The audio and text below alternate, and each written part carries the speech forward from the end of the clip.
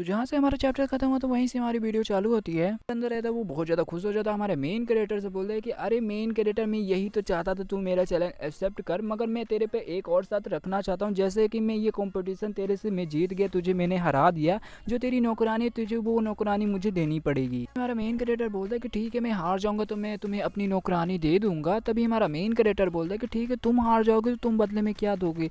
ठीक है, तुम हार जाओगे तो तुम्हें अपनी स्वॉर्ड देनी पड़ेगी जो तुम्हारी जनरेशन से चली आ रही है। अभी ये बंदा बोलता है कि यार सॉरी मेन कैरेक्टर, मैं आपसे सॉरी बोलना चाहूँगा, मेरी वजह से आपको ये चैलेंज लेना पड़ा है, तो मैं आपको सॉरी बोलना चाहूँगा।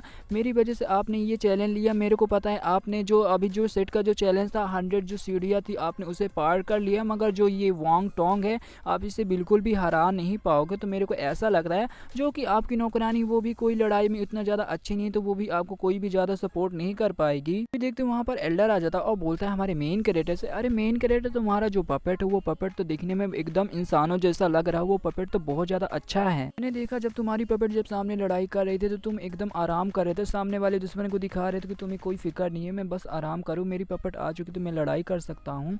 जो सामने वाले के पास भी अपोनेंट के पास भी पपेट रहेगा तो उसे पता चल जाएगा और जाकर तुम पर हमला कर देगा। तो ये तुम्हारे लिए बिल्कुल भी अच्छी बात नहीं है। तुमने सही बोला, क्योंकि मैं अभी उस लेवल में नहीं पहुंच पाया हूँ जिस लेवल में मैं जाकर अपनी दोनों बॉडी को मैं कंट्रोल कर सकूं। अभी जो एल्डर रहता है वो एक चुटकी बजाता है, वहाँ पर ढेर सारे पपेट आ जाता। तभी एल्डर बोलता है कि यार देखा जाए तो ये इतना भी ज़्यादा मुश्किल नहीं है, क्योंकि देखो पपेट में दोनों जगह पे अपना तुम्हारा दिमाग यानी कॉन्सेंस यूज करने की कोई भी ज़रूरत नहीं है।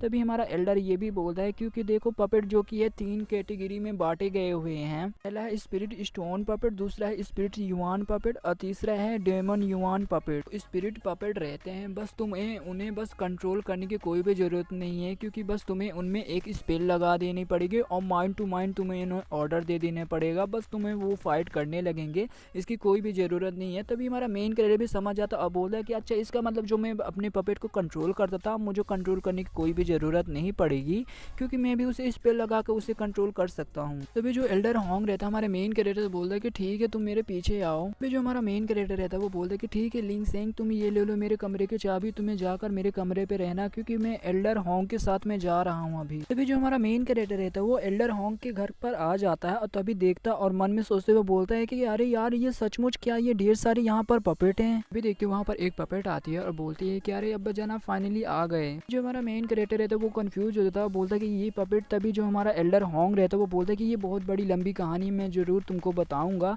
तभी जो एल्डर होंग रहता है वो बोलता है कि अरे मेरी बेटी जाओ तुम अंदर चले जाओ, मेरे को मेन कैरेक्टर से कुछ बात करनी है। जो एल्डर होंग की जो बेटी रहती है वो बोलती है कि ठीक है अब्बा जान मैं आपके लिए चाय बना कर लाती हूँ। ये तुम्हें जो पपेट दिखाई दे रही है मेरी बेटी, और जो मेरी बेटी और मेरी पत्नी की बहुत पहले मौत हो चुकी थी, तो मैंने एक काम किया था, जो मेरी बेटी का आत्मा यानी बोल सकते हो जो सोल है, मैंने सोल स्पेल यूज करके अपनी बेटी का जो सोल है मैंने उसे लाया और इस पपेट में उसे डाल दिया। हमारा मेन कैरेक्टर बोलता है जो सोल स्पेल है वो तो फॉरबिडन स्पेल है ना। मैं तो सामने दीवार में दिखाई दे रहा होगा ये कि ह्यूमन स्किन है, जो कि मैंने इसे अपने पपेट यानी अपनी बेटी की जो पपेट है उसमें लगाने की मैंने ट्राई की, मगर उसमें लग भी गया, मगर ये बहुत जल्दी ड्राई हो जाते, बहुत जल्दी सूख जाते थे। मेन कैरेक्टर प्लीज तुम बता सकते हो जो तुम्हारे पपेट के पास जो स्किन है उसे कैसे बनाते, तुम्हें कहाँ से मिला। तभी हमारा मेन कैरेक्टर बोलता है कि अच्छा आपका ये पर्पस था इसीलिए आपने मेरे को डिसाइपल बनाया। हाँ मैंने तुम्हें अपना डिसाइपल बनाया, बस तुम मेरे को बताओ ह्यूमन स्किन कैसे बनाते, बदले में मैंने जितने भी मैं पपेट के बारे में जानता हूँ इस बुक में लिखा, मैं ये बुक तुम्हें दे दूंगा।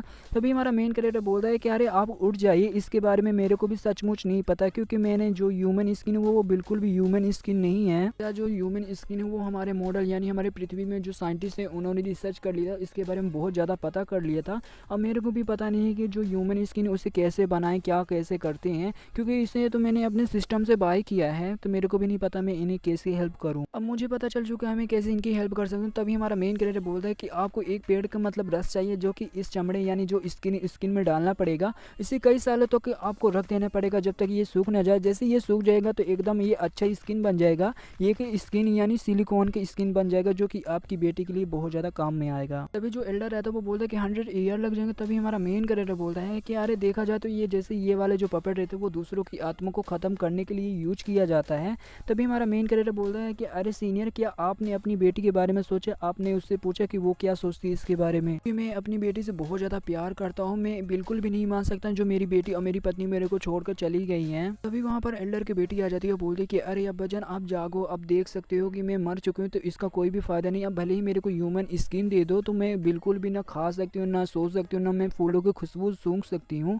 तो इसका कोई भी फ़ायदा नहीं है क्योंकि मैं अब मर चुकी हूँ। इस हाथ की वजह से मैं आस-पास अपने महसूस कर सकती हूँ। वैसे भी मैं चलती-फिरती एक लाश बन चुकी हूँ। वैसे भी ये डेवन युआन कोर नहीं होता तो मैं वैसे भी बहुत जल्दी में सो गई थी। मैं इस पॉकेट में बिल्कुल भी नहीं आ पाती, मेरी आत्मा भी बिल्कुल ख़त्म हो जाती। आई नो अब्बाजान, आप मेरे से बहुत ज़्यादा प्यार करते हो, आप हमेशा मेरी जो बॉडी है उसे बदलते रहते हो। मैं ये बिल्कुल भी नहीं चाहती कि आप वही दोबारा रिपीट करो क्योंकि इससे मेरी जो सोल है उसे बहुत ज़्यादा डैमेज होती है।